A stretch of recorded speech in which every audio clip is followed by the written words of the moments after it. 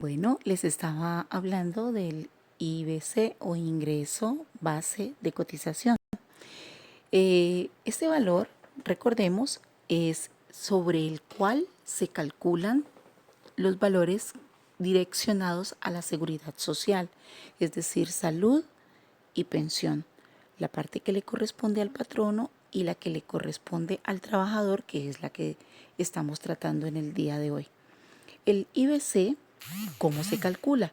El IBC es el resultado de restarle al total devengado el auxilio de transporte.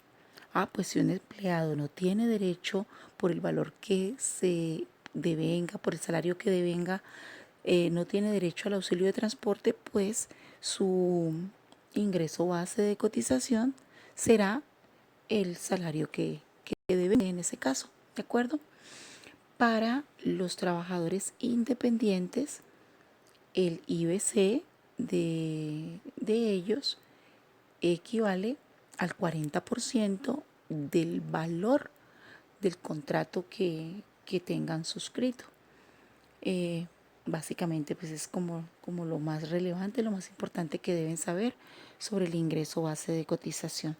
Pero recuerden siempre el IBC es el resultado de restarle al total devengado de un empleado el valor del auxilio de transporte. Y que este valor resultante es el valor sobre el cual se calculan los porcentajes que van dirigidos a el pago de la seguridad social, salud, pensión y otros ya que le corresponden al patrono como tal. Bien, además de salud y de pensión, el patrono también puede descontarle o restarle de salario a su trabajador valores por concepto de sindicatos, fondos de empleados. Sucede que al momento de suscribir el contrato de trabajo, el empleado voluntariamente puede acceder a ser parte del sindicato de trabajadores al cual se encuentre vinculado la empresa o los trabajadores de la empresa, perdón, o a los fondos de empleados que la empresa tenga o las cooperativas. Eso lo hace voluntariamente al momento de suscribir el contrato. A él se le pregunta si quiere pertenecer y él puede tomar la decisión libremente de hacerlo o no hacerlo.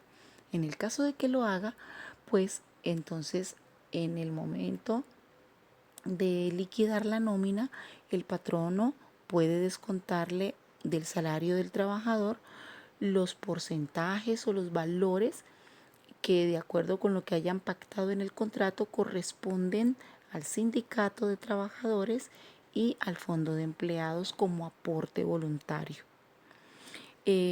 Otro valor que puede descontarse es el relacionado con la retención en la fuente. Esta retención se hace por salario y por honorarios, ¿sí? Para aquellos trabajadores que están vinculados a la empresa donde su salario está representado por honorarios, entonces también se les descuenta la retención en la fuente. Y otra razón por la que el patrono le puede descontar dinero del salario a su trabajador es por concepto de órdenes judiciales. Si un juez de la República le ordena a la empresa que le descuente por nómina del salario que devenga un empleado X cantidad de dinero, pues la empresa no se puede negar, está en la obligación de hacerlo porque es una orden que da un juez de la República y ante eso pues nada que hacer, hay que obedecer. Eh, las órdenes judiciales más comunes, más recurrentes, suelen ser por alimentos, ¿sí? Los embargos que se hacen por alimentos y los embargos que se hacen por incumplimiento en obligaciones por deudas adquiridas ante la adquisición de algún bien mueble o inmueble en en algún establecimiento de comercio, ¿sí? No sé, sacó un televisor, un juego de alcoba, algo, y se quedó atrasado en los pagos, y por más que de pronto el establecimiento de comercio le habló, le dijo, mire, pague, hagamos acuerdos de pago, ¿no? Y nunca sucedió nada. Entonces se llega a la instancia del embargo.